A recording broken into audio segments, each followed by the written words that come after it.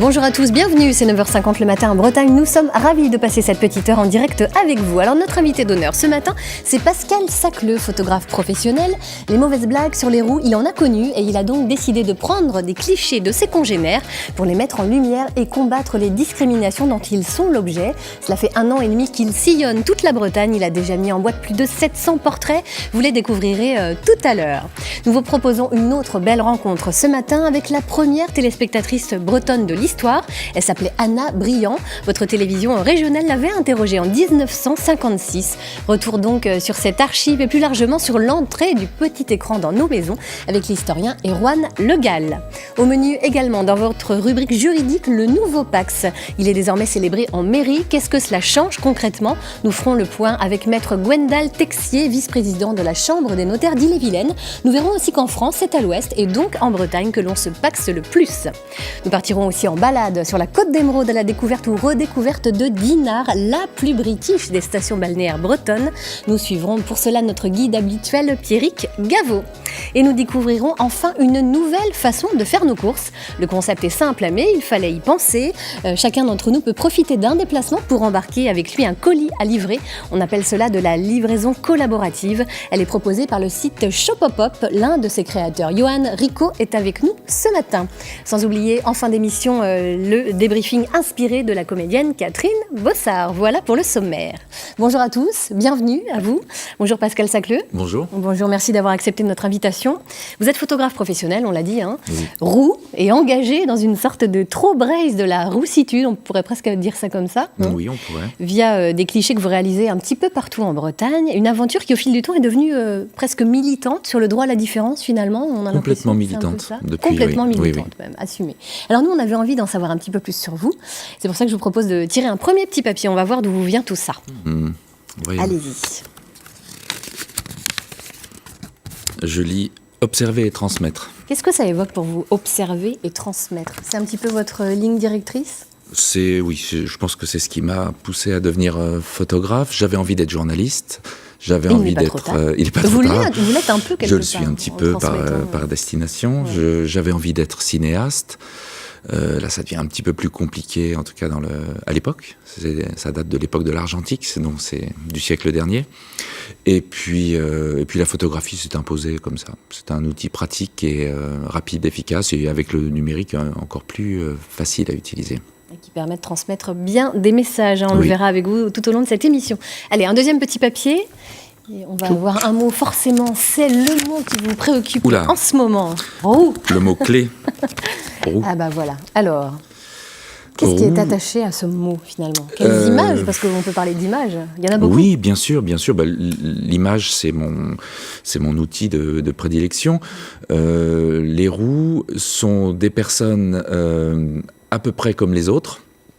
Si ce n'est qu'elles ont une couleur de cheveux un peu différente qui les a, depuis la nuit des temps, enfin en tout cas depuis au moins l'Inquisition, plongées dans des conditions de vie un petit peu difficiles. Il y a tout un tas de fantasmes très en fait, difficiles. autour des roues. Des fantasmes positifs, des fantasmes négatifs. Ouais. Il représente quel pourcentage de la population dans le monde, en Bretagne, Europe? Je ne sais pas exactement. En France, environ 2%, ce qui représente 1 500 000 personnes. C'est pas rien, mais on en entend presque jamais parler, ou alors sous forme de clichés et de poncifs pas toujours très agréables en fait. Bon, allez, vous restez avec nous. On va justement essayer de combattre tous ces clichés par vos clichés. Voilà. On évoquera tout à l'heure votre beau projet autour des roues, justement. Alors, tous les jeudis, nous plongeons dans les archives de votre télévision régionale en partenariat avec l'INA, l'Institut national de l'audiovisuel. L'archive de la semaine, elle nous est commentée par Erwan Le Gall, doctorant en histoire à l'université de Rennes 2.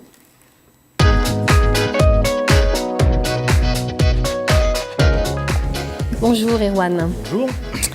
Alors aujourd'hui, vous nous amenez à Saint-Georges-de-Gréaigne, c'est ça? Voilà, c'est dans le nord du département. Une toute petite commune d'Ille-et-Vilaine, à la rencontre d'une certaine Anna Briand. Était-elle rousse, cette jeune femme ou pas?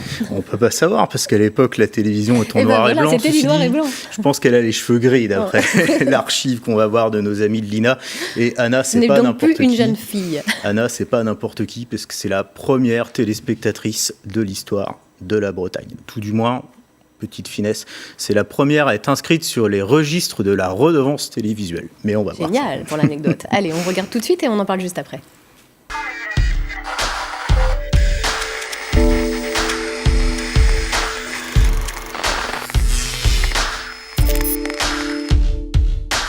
En 1956, au mois d'août, les services de redevance de la RTF à Rennes enregistraient le nom des premiers téléspectateurs de Bretagne.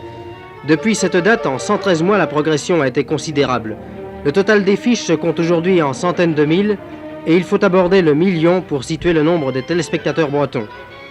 Recherchant dans nos services de l'avenue Janvier la première de toutes les fiches qui s'y trouvent classées, nous avons découvert l'identité et l'adresse de celle qui demeure la première de nos téléspectatrices. Il s'agit de Madame Anna Briand, une alerte octogénaire qui habite à Saint-Georges-de-Gréaigne, en Ille-et-Vilaine. Le numéro des 926 012, Madame Anna Briand, vous le connaissez bien, c'est le vôtre? Oui. C'est avec une extrême gentillesse que Madame Briand nous a accueillis dans sa maison située à l'entrée de Saint-Georges-de-Gréaigne, face au polder que domine le Mont-Saint-Michel. Dans ce cadre calme, pittoresque, notre hôte a volontiers répondu aux nombreuses questions que nous lui avons posées. Où êtes-vous né? À Bonne-Main. Vous êtes donc une Bretonne, Je suis une Bretonne. une Bretonne d'origine. Oui. Votre mari aussi, je crois, Madame Briand, était Mon bretonne. mari aussi, oui, il est né à Épignac, lui. Madame Briand, vous habitez un village charmant. Quel effet a produit l'achat du téléviseur à Saint-Georges-de-Gréaigne? Oh ben, ça a fait une impression que tout le monde... Puisque c'était nous qu'on avait le premier, alors les clients sont venus en abondance. Oui, je crois qu'ils sont venus même nombreux, puisqu'il paraît que certains jours, vous avez reçu jusqu'à 40 personnes chez vous. Oui, 36. 36 exactement. Exactement. Des jeunes? Tous des jeunes, oh oui, des jeunes, oui. Ils venaient des fois ils venaient des gens plus âgés, mais enfin c'était plutôt spécialement des enfants. Alors comment vous organisiez-vous alors? Eh ben, mon mari avait fait faire des petites bancelles, ma foi, à Pontorceau encore, à monsieur l'orphelin, qui en a fait 2, et puis lui-même, il en a fait 2 autres. Dites-moi, Madame Briand, c'était une véritable salle de spectacle. Oh, alors. c'était une vraie salle de spectacle. Ah oui. Et quelles émissions venaient voir ces jeunes? Et tout ce qui se produisait, et alors, il y avait surtout des films, des westerns. Je crois que vous aimez bien les émissions du jeudi, par exemple. Nous voyons Oui, les émissions du jeudi. oui, d'abord les émissions, j'aime bien les affaires pour les enfants, parce que moi j'aime bien les choses jeunes. On imagine le monde dans le salon de Madame Anna Briand, ça devait être quelque chose quand même. Hein. Oui, c'est sûr. Alors donc c'est elle, la première téléspectatrice bretonne. Alors cette image date de 1956. Le développement de la télévision est extrêmement rapide en Bretagne à partir de là en fait. Oui, exactement. Donc 1956, la première téléspectatrice. 10 ans plus tard, la télévision régionale revendique 1 million de téléspectateurs en Bretagne. Bretagne qui n'est pas un territoire à part, soit dit en passant, puisqu'on remarque un taux d'équipement extrêmement important, 25% en 1962 et 62% en 1968. Donc la petite lucarne arrive en force et très rapidement dans les maisons. Peut-on dire que c'est un signe d'entrée dans une certaine modernité finalement ? Oui, bien évidemment, mais les choses ne sont pas toujours aussi simples que ça. D'abord, on voit bien Anna, quand elle a son premier poste de télévision, quand elle est la première, elle parle d'un symbole de réussite. C'est quelque chose qui me semble assez intéressant à remarquer. Alors qu'aujourd'hui, ce serait presque plutôt l'inverse. Au contraire, c'est un marqueur de distinction sociale que de ne pas avoir de télévision. Également, la pratique télévisuelle qui est très en commun, elle part de plus de 30 personnes chez elle pour regarder, eh bien, ça renvoie quelque part aux pratiques médiatiques du début du siècle, autour de la presse, où on lisait en commun le journal pendant la veillée. Donc oui, il y a de la modernité, mais il y a aussi des permanences dans les pratiques. C'est important ce que vous dites parce qu'on se rend compte que c'est un changement dans la vie quotidienne des gens en fait également. Oui, exactement. Il n'y a plus la veillée, il y a la télé. Bon, alors c'est autre chose. Voilà, ce changement, il est parfois pas sans amener certains problèmes. Et je pense notamment à un ustensile qui n'est pas visible dans l'archive, mais qui est important, qui est l'antenne. Parce qu'on ne peut pas recevoir la télévision sans antenne. Et dans les petits villages de caractère ou les centres-villes classés, eh bien, parfois ça peut poser problème. Et la télévision, dès les années 60, produit des émissions pour justement mettre en garde contre ces abus. Et ça nous amène à une deuxième dimension que je voudrais évoquer très rapidement, c'est que la télévision, elle s'intéresse extrêmement tôt au patrimoine et à travers le patrimoine à sa propre histoire. Parce que cette archive, qu'est-ce qu'elle montre finalement ? Moins l'histoire d'Anna Briand, la première téléspectatrice, que l'histoire de la télévision en Bretagne. C'est très réflexif en fait. Et oui, et qu'est-ce que ça vous évoque, vous, Pascal ? Cette entrée de la télévision dans les foyers bretons, comme ça. Vous qui êtes un homme d'image. Ah oui, alors c'est paradoxal parce que j'ai tout le temps été sensible à la télévision et puis à ce qui pouvait se passer et toute l'évolution des images et des modes de diffusion d'images, mais j'ai pas la télévision. J'étais sûre. Et alors, en posant la question, je m'en doutais. quand vous avez parlé d'un certain marqueur de société, je me suis senti un petit peu visé. Enfin, j'ai une télévision, mais elle est tout le temps éteinte. Mais vous ne l'allumez pas. Oui. Pourquoi ? C'est intéressant, justement. Je n'y pense pas. En fait, elle est dans mon bureau. Et donc, dans mon bureau, je travaille. Et dans la salle de séjour, il n'y a pas de télé. Donc, finalement, j'ai du mal à me poser pour regarder la télévision. Je l'ai fait, mais je ne le fais plus. Vous, Erwan, pareil, pas de télévision ? Pas de télévision, mais des écrans, des ordinateurs, des tablettes sur lesquels on peut regarder la télévision ou des web télévisions, une nouvelle forme encore, un peu hybride. Ça évolue tellement. Exactement. Forcément. Alors l'image, toujours l'image, on va y revenir avec vous forcément Pascal Sacleux, vous êtes photographe. Avant de vous intéresser au modèle, vous étiez déjà engagé dans la photographie des minorités visibles. Oui, Qu'est-ce que ça signifie pour vous, minorité visible ? Une minorité visible dans notre société française en majorité blanche, ça voulait dire s'intéresser aux autres cultures en fait. Et moi j'étais très, très attiré, je le suis toujours, mais disons que ça ne représente plus l'essentiel de mon travail. J'étais très attiré par les cultures noires. Donc les cultures africaines, je dis bien les cultures africaines parce qu'on a tendance à transformer l'Afrique en un seul pays, les cultures caribéennes aussi, où on a, selon la langue parlée, là aussi bien des cultures, et puis la culture afro-américaine. Et je déclinais tout ce qu'une société peut décliner, mais sous forme de culture noire en fait. C'était mon truc. J'ai toujours été sensible aux gens qui ont souffert socialement en fait. Et donc je me suis arrêté sur ces cultures-là. Vous avez même travaillé pour l'ambassadeur du Bénin. Vous avez fait quoi ? J'ai travaillé pour des magazines de rap, j'ai fait des pochettes de disques à l'époque, j'ai photographié plein de musiciens dont j'écoutais les disques et encore aujourd'hui. Et pour l'ambassadeur du Bénin, en fait, j'ai voulu, la première fois que je suis allé en Afrique, j'ai voulu photographier des rois. Et je trouvais ça assez magique, loin de point de vue image du monde, qui nous montre les princes d'aujourd'hui. Moi, je voulais voir des princes dont on parle peu, mais qui existent vraiment et qui sont à fond dans la vie sociale. Et donc, j'ai dû pour ça me renseigner, parce que c'était pas toujours... ils n'avaient pas pignon sur rue. Donc, je suis allé à l'UNESCO, j'ai demandé des accès, plein d'infos pratiques pour aller au Bénin, parce que j'avais un colocataire béninois.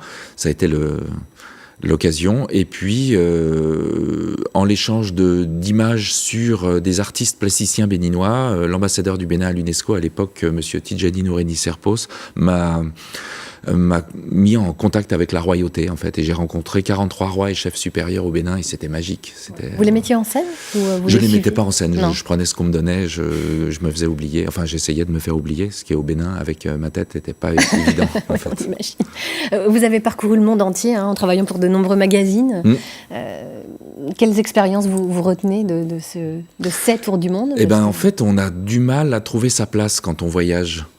On a du mal, je sais d'où je viens, ça, je sais où je suis né, ce qui n'est pas un endroit de villégiature, je suis né en région parisienne dans le 9-3 comme on dit, à Aubervilliers, 5 générations de Pantinois, enfin bon, rien de vraiment merveilleux, sauf que c'est bien de savoir d'où on vient, mais sinon je me sens chez moi partout où je vis en fait, et le problème c'est que parfois on vous rappelle que vous n'êtes pas chez vous.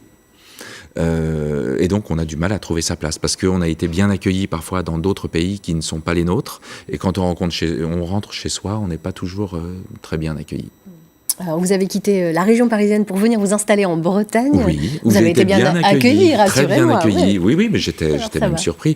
Alors on dit toujours là, les Bretons sont un petit peu rudes, etc. Effectivement, il y a une espèce de devanture comme ça, un petit peu rude, mais en fait, ce sont des gens extrêmement chaleureux, extrêmement généreux, et je ne reviendrai pas en arrière. En fait, je suis très bien ici. Vous nous rassurez, on a bien envie de vous garder. Allez, on va parler de vos droits à présent. C'est une habitude dans l'émission, on se veut le plus concret possible. Eh bien, depuis le 1er novembre dernier, les PACS, les pactes civils de solidarité, sont célébrés en mairie. Un changement qui ne plaît pas à tout le monde. Illustration avec Aurélia Chopin. Le transfert du PACS du tribunal à la mairie commence d'abord par un déménagement, des milliers de dossiers qu'il faut transporter d'un endroit à l'autre. C'est un peu avec nostalgie qu'on perd nos PACS, mais même si ça n'avait rien à faire dans un tribunal d'instance, à vrai dire, puisque c'est de la procédure administrative et liée à l'état civil, nous allons nous recentrer sur notre cœur de métier, les procédures et le contentieux. Ici, à Blois, comme partout en France, ce sont donc les mairies qui vont prendre en charge les unions civiles. Objectif, alléger la charge de la justice. Le problème, c'est que le PACS en mairie, ici, ça évoque surtout une surcharge de travail qui s'ajoute à d'autres transferts de compétences. Au PACS s'ajoutent les cartes d'identité biométriques, qui concerne l'ensemble des usagers du territoire national, les changements de prénom qui relevaient du procureur de la République. D'autant plus complexe que l'État se désengage aussi financièrement des collectivités, moins 13 milliards dans les années à venir. Le nouveau PACS, on en parle tout de suite avec Maître Gwendal Texier, vice-président de la Chambre des notaires d'Ille-et-Vilaine, qui nous rejoint.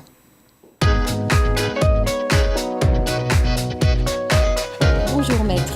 Bonjour. Alors, cette évolution du PACS ne ravit pas les mairies, on le constate, on vient de le voir, elle vise avant tout à soulager les tribunaux, il faut quand même le rappeler. Ouais, c'est un transfert de compétences, puisque jusqu'au 1er novembre 2017, les tribunaux d'instance étaient amenés à enregistrer les PACS. Donc il y a les notaires qui le font également et les tribunaux d'instance. Depuis le 1er novembre, ce sont les mairies qui sont en charge de ces enregistrements. Alors, très concrètement, qu'est-ce que ça change pour les partenaires, cette déclaration en mairie? Quelle est la procédure? Est-ce qu'elle a changé, visiblement, ou pas? La procédure, non. C'est exactement la même. Ouais. Le seul intérêt pour les partenaires, c'est les délais. Puisque sur Rennes, par exemple, il y avait un seul tribunal, alors que toutes les mairies sont aujourd'hui compétentes pour enregistrer ces PACS. Donc ça peut aller plus vite? Voilà, ça va plus vite. À Rennes, les dernières dates, c'était entre 8 et 10 mois d'attente. Ah oui, quand même. Alors que là, maintenant, c'est quelques semaines, le temps d'organiser cet enregistrement. C'est pas une cérémonie, c'est un enregistrement. Un enregistrement. Oh, ça enlève du romantisme quand même. Alors peut-être certaines mairies vont pouvoir organiser des célébrations. Oui, peut-être. Alors on peut toujours passer par un notales, rassurez-nous. Oui, toujours, Ah oui. toujours. Alors l'intérêt de passer par un notaire, c'est que c'est ce notaire qui va préparer tous les éléments du PACS, et notamment la convention de PACS. Alors que lorsque vous passez maintenant par la mairie et avant par les tribunaux, c'est à vous de vous débrouiller. Donc c'est vous qui rédigez cette convention de PACS. Donc il vaut mieux s'y connaître un petit peu en droit. Chez un notaire, combien ça coûte de préparer un PACS, justement? Alors ça coûte 400 € de faire un PACS chez un notaire. C'est un budget, puisque au tribunal et aujourd'hui en mairie, c'est gratuit. Mais il y a l'information que vous n'avez pas, évidemment, puisque que ce soit le tribunal ou les mairies, elles ne donnent pas forcément d'informations, elles ne sont pas forcément formées non plus pour les donner. Donc, alors que quand vous allez chez un notaire, il y a tout le conseil qui va avec. Qu'en est-il des droits et obligations ouverts par ce nouveau PACS? Est-ce qu'il y a des nouvelles modalités ou pas du tout? Non, aucune nouveauté. C'est juste les modalités qui ont changé. Et j'en profite pour passer un message aujourd'hui, c'est que parfois, et malheureusement on s'en rend compte assez régulièrement, lorsqu'on est pacsé, on n'est pas héritier. Et j'ai eu malheureusement il y a quelques mois une personne qui est venue dans mon office pour ouvrir une succession. Elle a été pacsée, son partenaire était décédé, elle pensait être héritière, ils n'avaient pas fait de testament. Donc on n'est pas héritier. Donc il est important de compléter le PACS par un testament chez son notaire. Tout à fait. Oui. Est-ce qu'il ouvre des droits donc sur l'adoption ou la filiation? Non, il faut être marié. Voilà. Le statut de marié donne cette possibilité d'adoption. Également, on le voit en droit à réversion à la retraite, puisqu'il faut être marié pour bénéficier de la réversion à la retraite. Et si l'on veut se dépaxer, comment fait-on dorénavant? Est-ce que ça aussi, ça a changé? Non, c'est toujours la lettre recommandée qu'on adresse à l'autre s'il y a un conflit entre les deux partenaires, ou une signature d'une convention de PACS conjointe qu'on adresse soit à la mairie, soit au notaire si c'est lui qui a établi la convention. D'accord. Alors, depuis sa création en 1999, peut-on dire que le PACS séduit les Français, et en particulier les Bretons, peut-être? Oui. Alors oui, il y a des statistiques qui sont sorties, et a priori, dans l'Ouest, on se PACS plus que dans l'Est. Alors, ce qu'on constate, c'est souvent une étape intermédiaire. On va se PACSer avant de ensuite se marier, puisque au départ, on peut ne pas avoir d'enfant, par exemple. le Pacs plus testament, c'est parfait quand on n'a pas d'enfants. Mais à partir du moment où on a des enfants, on n'a plus les mêmes droits quand on est partenaire. Puisque lorsqu'on est partenaire, on est encore célibataire. C'est un statut très spécial. Parce que je vous rappelle, le Pacs avait été établi en 99 pour les couples homosexuels qui ne pouvaient pas se marier à l'époque. Maintenant, ils peuvent se marier. Donc, c'est beaucoup pratiqué par les hétérosexuels, mais il faut qu'ils soient accompagnés pour être le mieux conseillés et savoir exactement leurs droits. Merci beaucoup, maître Gwendal Texier, de nous avoir éclairé sur le Pacs. On va revenir à vous, Pascal. Vous êtes roux, hein, pas blond vénitien, attention. Hein. Oh là là, très importante la nuance. Ça change quelque chose pour vous, visiblement. Vous êtes fier d'être roux, vous, en fait? Oui, je suis fier, c'est mon état. En fait, ça ne va pas changer. Et non, ça va, je suis très bien dans mes os. Vous en avez souffert. Est-ce que vous avez eu des remarques désobligeantes? Alors, non et oui. Donc non, j'en ai pas souffert parce que je m'aperçois, au vu de ce qu'on me raconte avec tous les gens que j'ai rencontrés ces temps derniers, que non, je n'ai pas souffert. Non. Mais oui, on m'a fait des réflexions, comme ponctuellement on peut faire des réflexions à tout un chacun s'il est tout seul et différent des autres. Alors du genre, les remarques, c'était quoi ? Les remarques, alors on vous associe à un personnage de littérature, un poil de carotte. Mais moi, j'ai jamais pris ça comme une insulte. C'est une belle histoire qui est triste, mais c'est une belle histoire. Et il y a des gens qui vous disent ça en pensant qu'ils vous balancent la pire des insultes, alors que bon, il y en a qui prennent ça mal. Mais en fait, si on lit le livre, on s'aperçoit que c'est pas si grave, en fait. Mais bon, il y a des petits noms d'oiseaux, et puis on fait toujours des parallèles entre le roux, l'odeur, le roux et le diable. Bon, je vous dis tout ça, ça remonte à l'Inquisition, c'est mauvaise pub.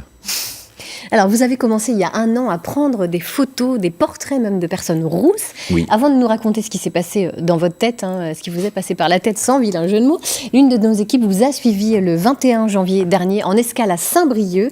C'était le dimanche donc 21 janvier, un reportage de Karine Sévère et de Quentin César. Super regard. Décolle-toi un tout petit peu. Parfait, c'est super.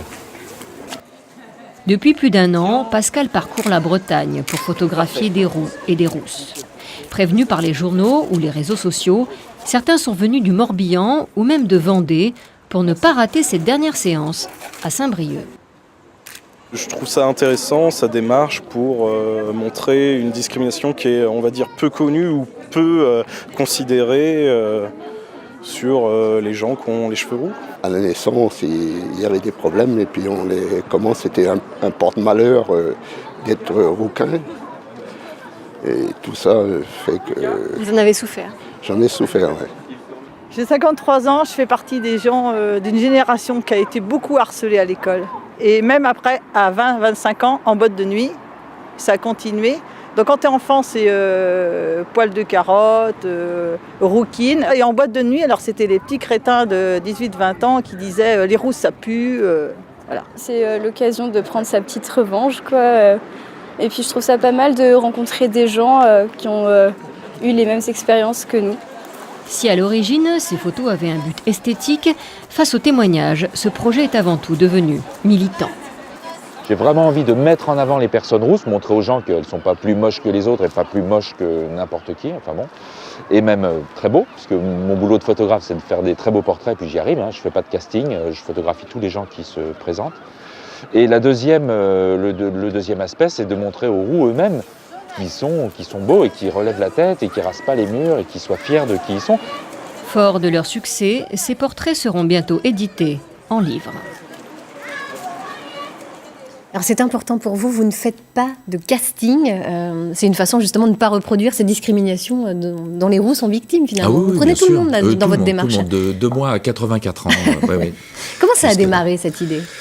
Ça a démarré un peu tristement, j'écoutais une radio nationale d'information et puis une rubrique nécrologique d'un acteur américain, Mickey Rooney, commençait comme ça, petit, rondouillard, rouquin, et pourtant il a connu 8 mariages, non des moindres, Mickey Rooney est mort. Et je me suis dit, mais qu'est-ce qui se passe, quoi ? Et donc on vient puiser comme ça dans un inconscient collectif enfin impunément, et puis se dire oui, on va faire un bon mot pour faire un chapeau de rubrique, et donc voilà, donc il est notoire que si on est petit, gros et roux, on est moche. Comment est-ce qu'on rencontrerait l'amour? Et moi j'ai trouvé ça révoltant, quoi. Et donc j'ai commencé donc je me suis dit que j'allais photographier un peu mes semblables pour une fois, ce qui n'était jamais vraiment arrivé, et puis là j'ai découvert des choses horribles, mais bien au-delà de ce que j'avais entendu à la radio. C'est des témoignages affolants. Et au jour d'aujourd'hui, j'ai photographié hier la 700e personne. Tout rond. Comment vous procédez? Vous faites des appels sur les réseaux sociaux, ou comment ça marche? Ou c'était le bouche à oreille finalement qui fonctionnait? Au départ, le bouche à oreille, parce que cette espèce de petit mouvement n'était pas vraiment connu. Et puis il y a eu l'expo. J'ai fait une expo à l'aéroport de Rennes, qui a eu une très bonne couverture presse. Et puis c'était en mai 2017. C'était en mai 2017. Et puis ça a vraiment beaucoup plu. Et puis maintenant, en fait, on fait ce qu'on a fait le 21 janvier à Saint-Brieuc, et ça c'est magique. On organise des séances individuelles mais groupées. Donc je donne rendez-vous aux gens et on se retrouve, et là vous avez tous les roux de la région qui sortent de leur tanière et tout le monde se retrouve, et c'est magique. Une fois qu'ils sont photographiés, ils restent là, ils se regardent, on se regarde, tout le monde est content d'être là. Alors c'est ça, quel regard ils portent sur vos photos? C'est ça qui est intéressant. Ils se sentent valorisés? Ils se sentent valorisés. Bon, moi, je leur dois de leur faire de belles photos. C'est mon boulot. Si je faisais des moches photos, ils seraient en droit de m'insulter. Mais je dois leur faire des photos qui tiennent à peu près la route. Et donc, ils sont contents. Je les publie aussi sur ma page Facebook, ma page pro. Chaque jour, je publie un nouveau portrait, et chaque jour, les gens se voient à travers ce nouveau portrait. Il y a des commentaires, ça va, ça vient, les gens se réunissent, et tout ça spontanément. Il y a pas de structure, il n'y a pas d'institution, ça reste... Tout ça est né d'un élan spontané, et tout ça se veut spontané, en fait. Qu'est-ce qu'ils ont de plus, les roux, finalement? On va pas dire qu'est-ce qu'ils ont de moins, qu'est-ce qu'ils ont de plus? Dans tous ces clichés que vous avez pris, est-ce qu'il y a une rencontre marquante, vous Ce qu'ils ont de plus, des brimades. Ils n'ont rien de plus, sinon physiquement ils ont les cheveux d'une certaine nuance d'orange, on va dire, qui change en plus avec l'âge, c'est comme les autres d'ailleurs. Certains même perdent leurs cheveux, certains ont les cheveux blancs, ils deviennent plus roux, mais ils sont traumatisés s'ils sont plus roux. Parfois ils sont traumatisés parce que petits ils étaient rejetés parce qu'ils étaient roux, et puis grands ils ne peuvent pas se faire accepter dans des milieux de roux parce qu'ils sont plus roux.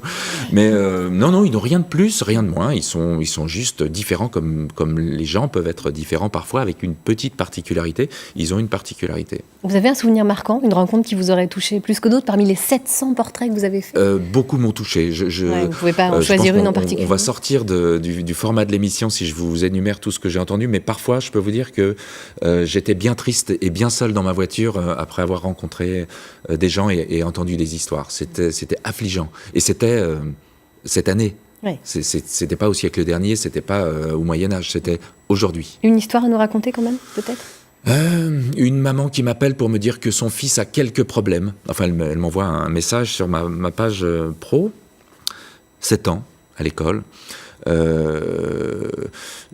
Je lui dis, rencontrons-nous. Moi, je continue de photographier des gens pour grossir le mouvement, etc. Donc, je vais dans cette famille, une maison, un chat, un chien, un garçon, une fille, tout le monde a un boulot, les choses sont bien plantées, sauf que le drame de cette famille, c'est qu'on bat leur fils à l'école parce qu'il est roux, il a 7 ans.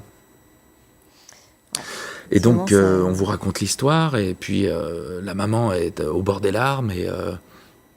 C'est atroce. Il y a un problème. Et donc là, il y a un problème. Donc je fais des photos et je m'en vais rapidement. Et là, je suis tout seul dans ma voiture et c'est dur. Qu'est-ce que vous allez faire de tous ces portraits ? Là, je vais techniquement les compiler. Je travaille sur un livre qui doit sortir aux éditions Goater, une édition rennaise, là, au mois de juin. Je travaille en collaboration avec Élodie Roux-Guillaumard, c'est vraiment son nom. Elle est la rédactrice d'un blog qui s'appelle laviehenrousse.fr, et avec Marie Savine-Collin, qui est auteure, qui est rousse également. Donc, ce sont 2 femmes rousses très engagées et qui écrivent très, très bien. Et donc on va sortir ce livre donc sous le format beau livre, c'est-à-dire beaucoup d'images, mais aussi beaucoup de textes. Il va falloir que les textes soient un peu dilués par les photos, parce que ça va être un petit peu costaud, plein de témoignages. C'est vraiment un état des lieux de la condition des roues en France aujourd'hui. C'est pas romanesque, pas du tout. Est-ce que vous avez l'idée d'un festival peut-être ? Oui, c'est vrai. J'ai l'idée d'un festival. J'attends de voir si c'est techniquement réalisable dans la région, sur Rennes Métropole. On attend beaucoup de personnes et il va falloir trouver un endroit adapté. Et dès que j'ai trouvé cet endroit, je m'y mets parce que j'ai prévu de faire ça pour le 25 août 2018. Ah, la date est déjà arrêtée. Donc oui, la date est arrêtée et donc il va falloir que tout se passe bien et vite. Est-ce que vous avez déjà été contacté par d'autres régions, par exemple, que la Bretagne, qui aimeraient avoir... Par les régions elles-mêmes, non, mais par les gens de partout en France, grâce aussi au reportage du 21 janvier. Déjà, avec le côté viral de Facebook, on m'écrivait d'un peu partout, mais avec la diffusion de l'émission nationale, j'ai reçu des messages de partout en France. Quand est-ce que tu viens en Belgique ? En Belgique aussi. Quand est-ce que tu viens en Alsace ? Quand est-ce que tu viens à Paris, à Dijon, à Franche-Comté, à Marseille ? En Corrèze, puis parfois on me cite des villages très très précis. Je ne sais pas si ma route va passer par là, mais je pense que je vais continuer ces opérations de prise de vue collective et puis organiser ponctuellement des choses comme ça dans des villes avec en amont un petit article d'annonce et puis qu'on se retrouve. Alors je ne sais pas où ça va nous mener tout ça, je ne sais pas. Parce que vous n'avez pas fini de faire le tour du monde. Je crois. Ça devrait continuer. Je vous propose maintenant de revenir dans notre Bretagne. On va aller à Dinard, la perle de la Côte d'Émeraude. Et ça va se faire en compagnie de Pierrick Gaveau, notre guide maison. On le reçoit tout de suite. Bonjour Pierrick. Bonjour Laurence, bonjour messieurs. Bonjour. Alors ce matin, vous nous proposez une idée de balade à Dinard sur un circuit qui s'appelle Laurence d'Arabie. Incroyable, à Dinard, pourquoi ce nom ? Laurence d'Arabie. Ah ben oui, ça fait effectivement référence au colonel Thomas Lawrence, dont l'histoire a été romancée par le cinéma britannique, le film de David Lean en 1962 avec Peter O'Toole, qui raconte donc cet officier anglais qui a écrit aussi par la suite, qui est mort dans un accident à 48 ans et dont l'action était surtout au Moyen-Orient, en Syrie. Alors pourquoi Dinard ? Parce qu'il a habité à Dinard. Longtemps, mais il a passé 3 ans de sa vie. Entre 3 et 6 ans, ses parents habitaient Dinard, donc lui aussi. Et il y est revenu. Il avait à peu près 20 ans. Il est revenu en France. Il a fait beaucoup de vélo. C'était entre 1900 et 1910. Et il visitait plein de châteaux à vélo. Donc Dinard lui a donné le nom de ce circuit qui fait 12 km, où on découvre pratiquement la quasi-totalité des plages de Dinard. Des espaces verts magnifiques également. Et on va passer à un moment donné sur l'ancienne voie ferrée qui allait de Dinan à Dinard et qui aujourd'hui est devenue une très belle voie verte, régionale et même européenne, puisqu'elle fait partie du Tour de Manche. Erwan Le Gall a l'air de la connaître, cette voie verte, justement. Vous y êtes déjà allé ? Non, mais la voie ferrée, je la connais bien parce qu'elle est créée en fait pour des raisons militaires, pour faire un axe Saint-Brieuc-Cherbourg, pour faire simple, parce que tout ça, c'est la même région militaire. Ça fait suite à la guerre de 1870. Voilà, c'est pour ça. Vous avez du lourd à côté de vous. Il connaît très très bien aussi. Alors c'est cette ancienne voie ferrée qui a contribué justement au développement de la station balnéaire de Dinard. Et oui, elle a été mise en service en fait en 1887, en effet. Elle a servi pendant un siècle, 100 ans. Et en 1887, à Dinard, on est vraiment en plein développement des loisirs de mer. On est aussi en plein développement de Dinard comme villégiature internationale. Ça fait déjà à cette époque pratiquement 40 à 50 ans que la clientèle anglaise vient assez régulièrement. En 1859, c'est le premier établissement de bain de mer sur la plage de l'Écluse à Dinard. Et puis tout de suite après, 1866, il y a le casino. Et 1873, l'arrivée d'un personnage qui va contribuer énormément au développement de la station balnéaire. C'est un riche aristocrate libanais qui s'appelle le comte Rochaïd Dada et qui va être un peu un mécène pour Dinard, qui va faciliter la création de nouvelles rues, de commerces de luxe, des halles et puis aussi de la gare. Alors, et évidemment, d'un certain nombre de villas, bien sûr. extrêmement luxueuses. À Dinard, il y en a des magnifiques. Alors parmi ces villas luxueuses, il y en a une en particulier, on peut citer la villa des Roches-Brunes. Ah oui, la villa des Roches-Brunes qui est sur la pointe de la Malouine, qui est une villa qui a été construite en 1896 à la demande, par un couturier parisien qui s'appelait Émile Poussineau, et qui est vraiment un endroit magnifique, une architecture néoclassique dans un parc superbe qui domine la mer. Et elle a été léguée à la ville de Dinard en 2007 pour en faire un lieu d'exposition et d'activités liées à la peinture et au dessin. Et puis il y en a une autre également que l'on voit là, qui est la villa Saint-Germain. Alors celle-là, elle est sur l'autre pointe de Dinard, la pointe du Moulinet. Elle passe pour être l'une des plus belles villas de Bretagne. Elle avait été construite en 1868 par monsieur de Rochechouart, qui était marquis de Mortemart. Il l'a gardée une vingtaine d'années, et puis il l'avait revendue à la famille, qui la possède d'ailleurs encore aujourd'hui, la famille d'Arblay, qui était propriétaire des Grands Moulins de Corbeil et aussi des papeteries de la chapelle d'Arblay. Voilà. Et cette villa, donc Saint-Germain, a la particularité de ne jamais avoir été transformée, comme ont pu l'être beaucoup d'autres, qui sont devenus des appartements. Celle-là, elle a encore ses 20 chambres d'origine. Voilà, ça devait être une famille nombreuse. Recevoir. Alors, on peut rappeler que l'histoire de Dinard a commencé bien avant le 19e siècle. Ah oui, et ça, c'est un épisode de Dinard assez curieux d'ailleurs, puisque pendant 1500 ans, Dinard, ça s'appelait Saint-Énogat. Et un quartier de Dinard qui fait référence donc à cet évêque d'Alette au VIe siècle, qui avait succédé à Saint-Malo, ça devait être le 4e ou le 5e évêque après Saint-Malo. Et Saint-Énogat était un village de pêcheurs pendant de très très longues années, pendant de nombreux siècles. On cultivait le lin, le chanvre, le sarrasin dans l'arrière-pays. C'était le chef-lieu de la paroisse, donc, dont la pointe s'appelait la pointe de Dinard.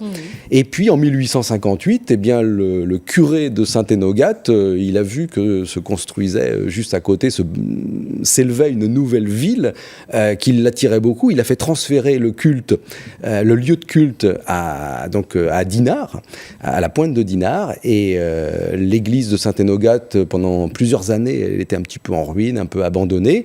10 ans après, les habitants ont quand même demandé qu'elle soit rénovée et qu'on puisse renouveler le culte. Et puis quand on en a décidé de le recélébrer à cet endroit, eh bien l'évêché a dit ce sera une subdivision, une succursale de Dinard. C'est-à-dire qu'en 10 ans, en fait, on a effacé 1500 ans de Saint-Énogat. Incroyable. Merci beaucoup, Pierrick. Et puis, on a le plaisir de vous retrouver tous les jours pour vos escapades quotidiennes sur France Bleu Armorique. Vous nous rappelez la fréquence ? 103.1. 103.1. Merci infiniment. Dinard, vous connaissez, messieurs ? Oui. Bien ? Oui. Qu'est-ce que vous en pensez ? C'est une très jolie ville. Beaucoup de charme ? Oui. Je ne vous demande pas parce que visiblement vous connaissez bien. Vu de la mer, c'est encore mieux. Ouais. Ah, vu de la mer, c'est encore mieux. Alors, Pascal Sacleux, vous êtes sensibilisé, vous, à la nouvelle économie ? La nouvelle économie, l'économie collaborative. Oui, bien sûr, oui. Elle ne cesse de se réinventer, en tout cas. Et on va tout de suite découvrir un nouveau service, la livraison entre particuliers, un concept créé par Johan Rico, qui nous rejoint de ce pas.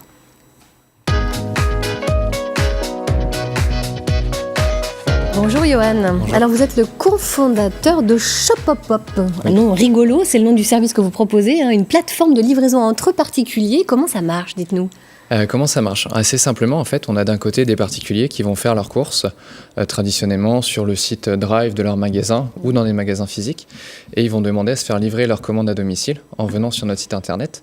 Ils vont créer une annonce de livraison, et cette annonce-là, elle va être mise à disposition d'une communauté de particuliers, peut-être un voisin, peut-être des étudiants, des gens qui travaillent sur le centre commercial où vous venez de faire vos courses, et eux vont s'emparer de votre commande, vont venir vous la livrer à domicile grâce à l'application en fait smartphone qu'on a développée, et ils vont gagner un petit peu d'argent en fait pour le service rendu.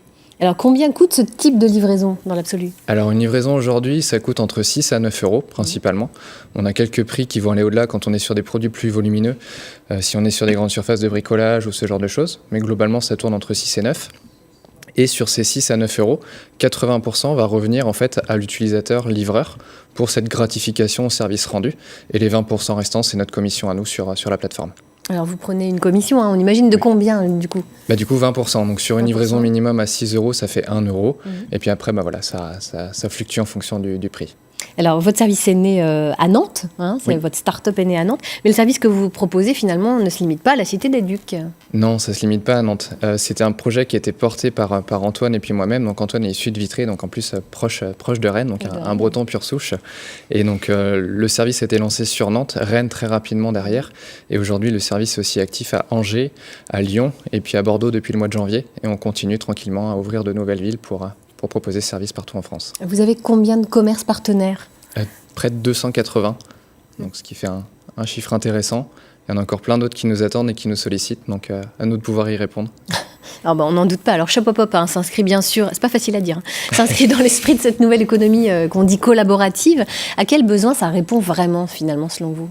Ça répondait en fait à un besoin autour de la livraison à domicile et de la livraison du dernier kilomètre. En gros, aujourd'hui, les consommateurs sont de plus en plus habitués à acheter sur le web, à se faire livrer à domicile. Alors, il y a des marchés qui sont déjà très éduqués à ça, les fleuristes, la restauration.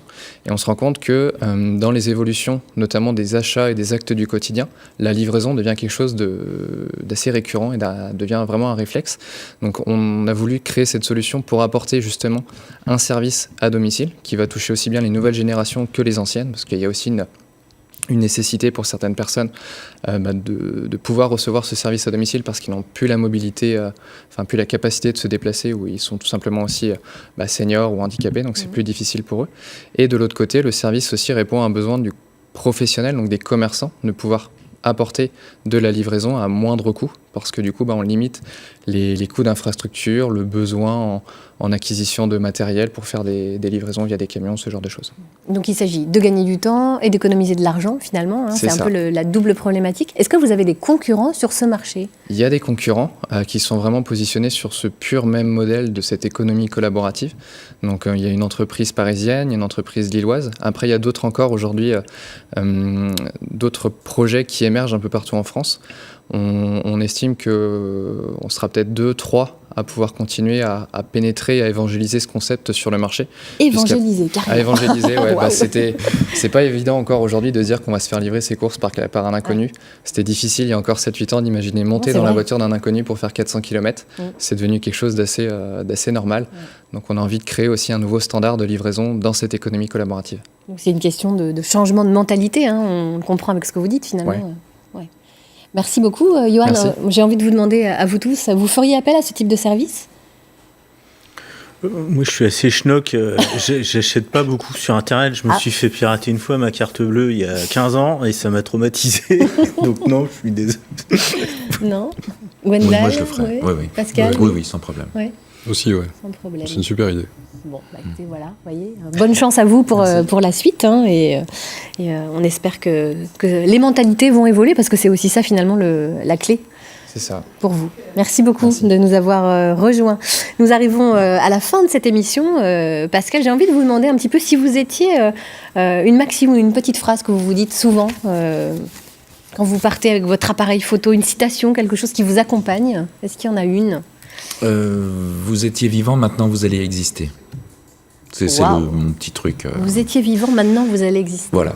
Bon, c'est un peu présomptueux, mais disons que c'est le but que je fixe à tout ça. Faut quand même que ça ait un sens, parce que je peux juste faire des photos et les entasser dans un tiroir, ça relève de la thérapie, mais c'est ce que j'ai envie de faire en fait, et c'est ce que me renvoient les gens que je rencontre.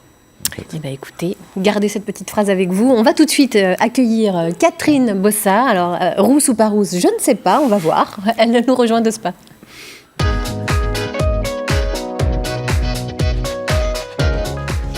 Bonjour Catherine.